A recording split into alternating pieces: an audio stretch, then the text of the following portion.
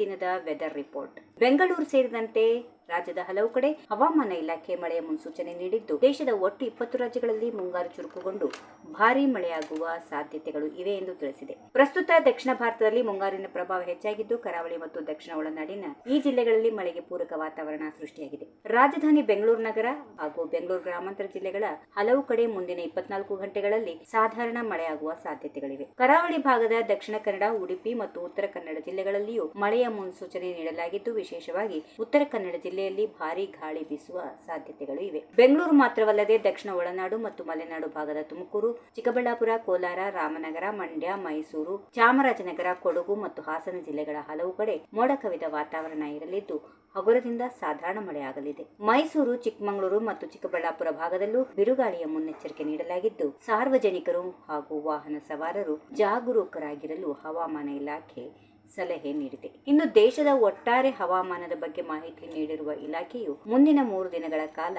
ಮುಂಗಾರು ತೀವ್ರಗೊಳ್ಳಲಿದ್ದು, ಕರ್ನಾಟಕ ಸೇರಿದಂತೆ ದೇಶದ ಸುಮಾರು 21 ರಾಜ್ಯಗಳಲ್ಲಿ ಭಾರೀ ಮಳೆ, ಗುಡುಗು ಸಹಿತ, ಸಿಡಿಲು ಸಹಿತ ಚಂಡಮಾರುತದ ಗಾಳಿ ಬೀಸಲಿದೆ ಎಂದು ತಿಳಿಸಿದೆ. ಈ ಮಳೆಯಿಂದಾಗಿ ದೇಶದ ಹಲವು ಭಾಗಗಳಲ್ಲಿ ತಾಪಮಾನವು 2 ರಿಂದ 5 ಡಿಗ್ರಿ ಸೆಲ್ಸಿಯಸ್ನಷ್ಟು ಇಳಿಕೆಯಾಗಲಿದ್ದು, ಜನರಿಗೆ ಬಿಸಿಲಿನ ಬೇಗೆಯಿಂದ ಸ್ವಲ್ಪ ಮುಕ್ತಿ ಸಿಕ್ಕಂತಾಗುತ್ತದೆ. ಇನ್ನು ಸದ್ಯ ಕರ್ನಾಟಕ, ಕೇರಳ, ತಮಿಳುನಾಡು, ಆಂಧ್ರಪ್ರದೇಶ ಮತ್ತು ತೆಲಂಗಾಣದಲ್ಲಿ ನಿರಂತರ ಮಳೆ ಆಗ್ತಾ ಇದ್ದು, ಮುಂಬರುವ ದಿನಗಳಲ್ಲಿ ಮಹಾರಾಷ್ಟ್ರ, ಗೋವಾ ಮತ್ತು ಗುಜರಾತ್ ರಾಜ್ಯಗಳಲ್ಲೂ ಕೂಡ ಮುಂಗಾರು ಮತ್ತಷ್ಟು ವ್ಯಾಪಿಸಲಿದೆ.